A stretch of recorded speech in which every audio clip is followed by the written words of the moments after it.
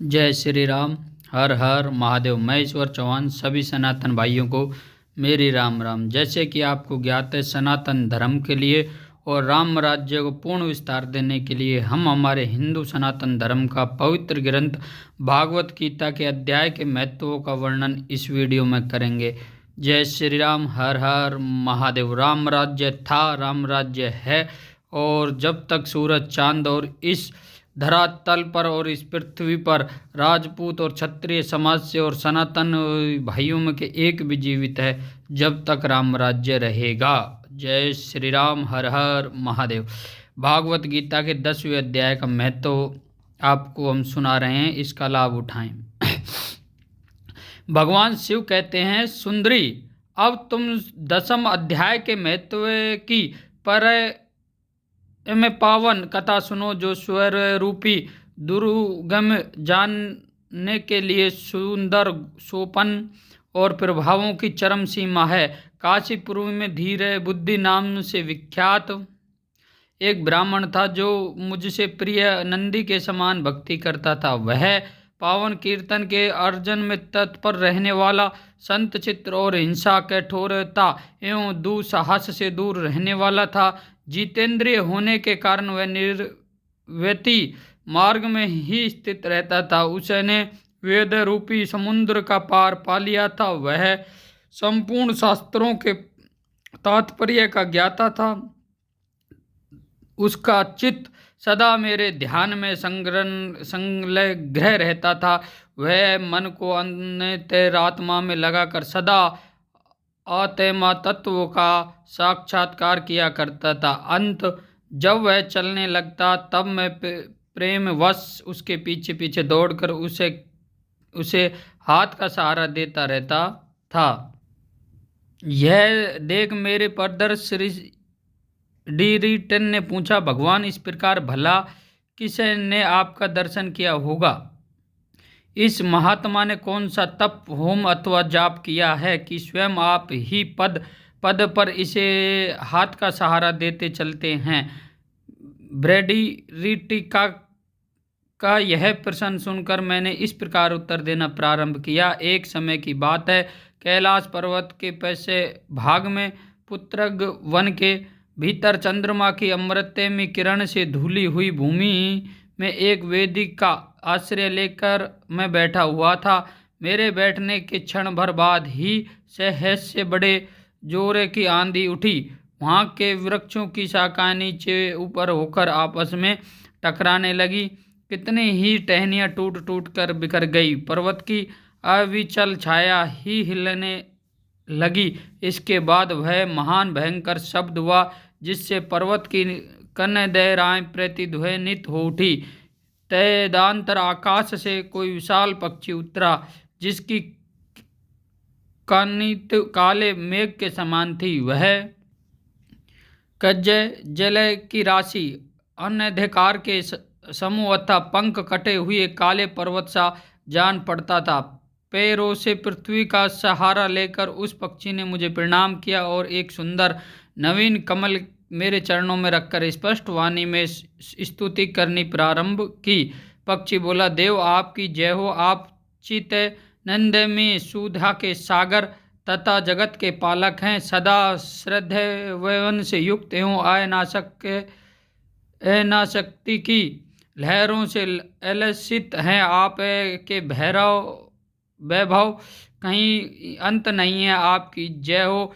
अचित्य वासना से परिपूर्ण बुद्धि के द्वारा आप चित्रविद लोभ से रहित हैं। आप जितेंद्रिय भक्तों के अधीन रहते हैं तथा ध्यान में अपने स्वस्वरूप का साक्षात्कार होता है। आप विध्यात्म उपाधि से रहित, नित्य मुक्त, निरंकार, निराम्य, असीम,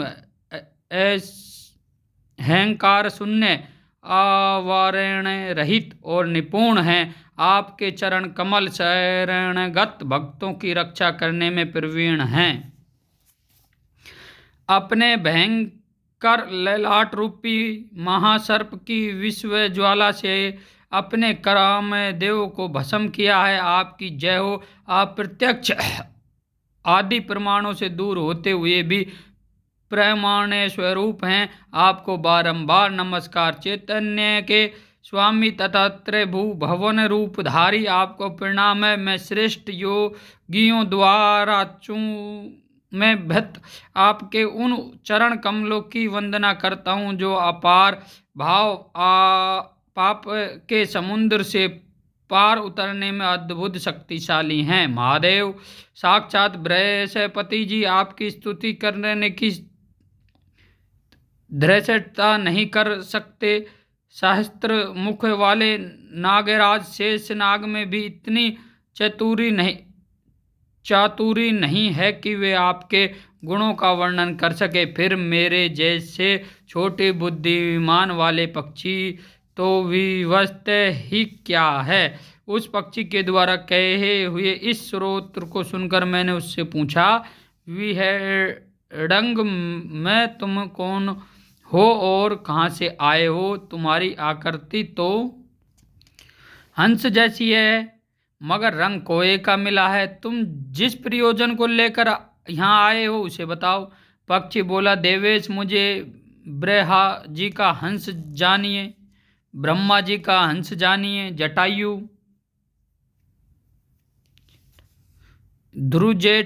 ध्रुजेटे जिस कर्म से मेरे शरीर में इस समय काली माँ आ गई है उसे सुनिए प्रभु। यद्यपि आप सर्वज्ञ हैं, अंत आपसे कोई भी बात छिपी नहीं है। तथापि यदि आप पूछते हैं तो बतलाता हूँ।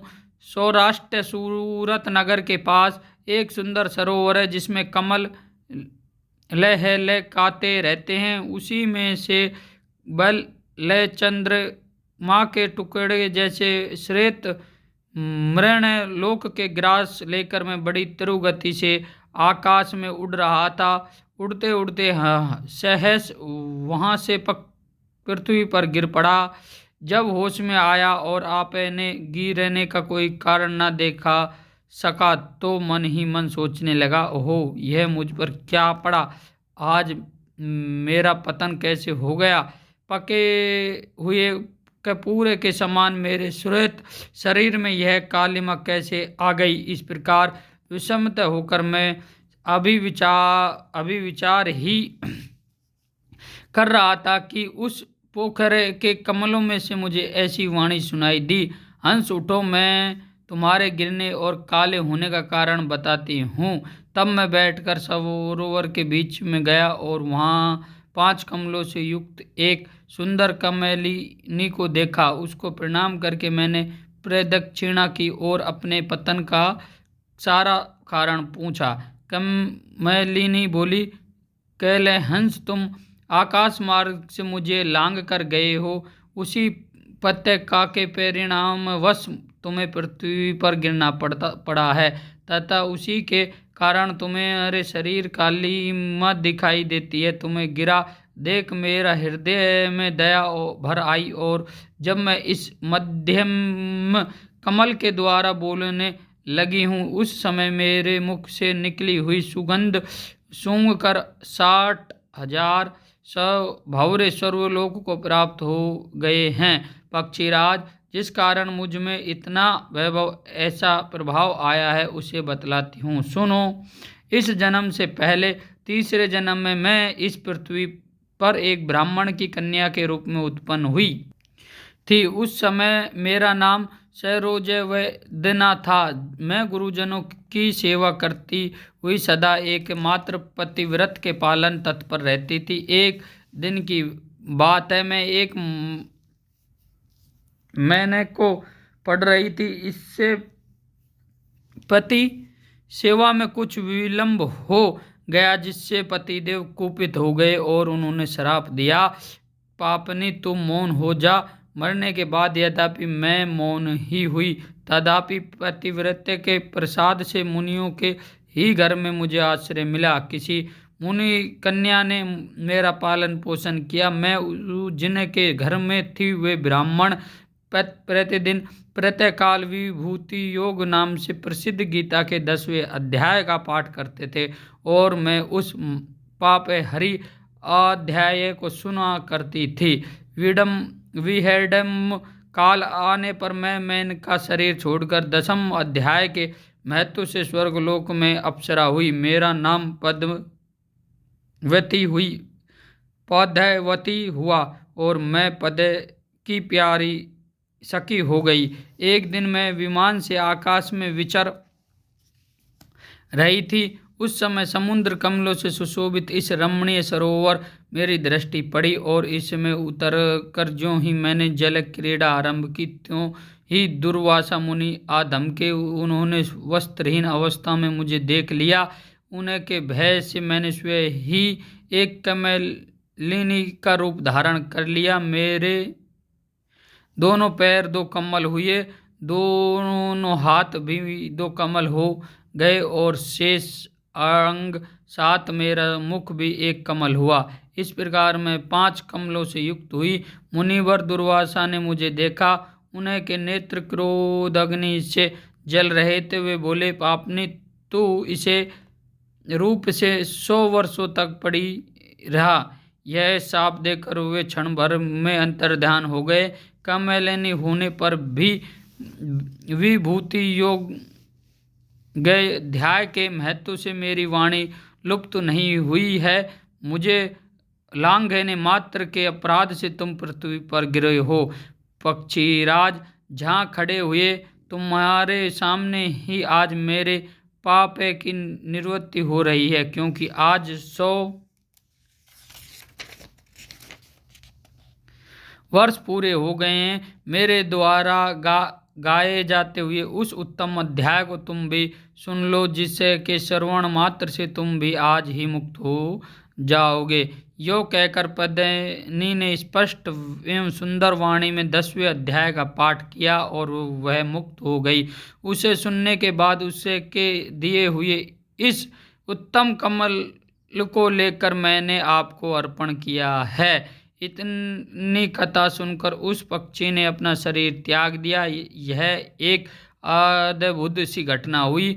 वह पक्षी अब 10वें अध्याय के प्रभाव से ब्राह्मण कुल में उत्पन्न हुआ है। जन्म से ही अभ्यास होने के कारण व्यवस्था से ही उसे के मुख से सदा गीता के 10वें अध्याय का उच्चारण हुआ करता है। 10वें अध्याय के यथार्थ चिंतनकार यह परिणाम हुआ है कि यह सब भूतों में स्थित षडंग चक्रधारी भगवान विष्णु का सदा ही दर्शन करता रहता है। इसलिए से तरह पूर्वक दृष्टि जब कभी किसी देहधारी के शरीर पर पड़ जाती है, तब वह चाहे शराबी या ब्रह्मत्यारा ही क्यों ना हो, मुक्त हो जाता है तथा पूर्व जन्म में अभ्यास किए हुए 10वें अध्याय के महत्व से इसको दुर्लभ तत्व ज्ञान प्राप्त है तथा इसने जीव मुक्ति भी पा ली है।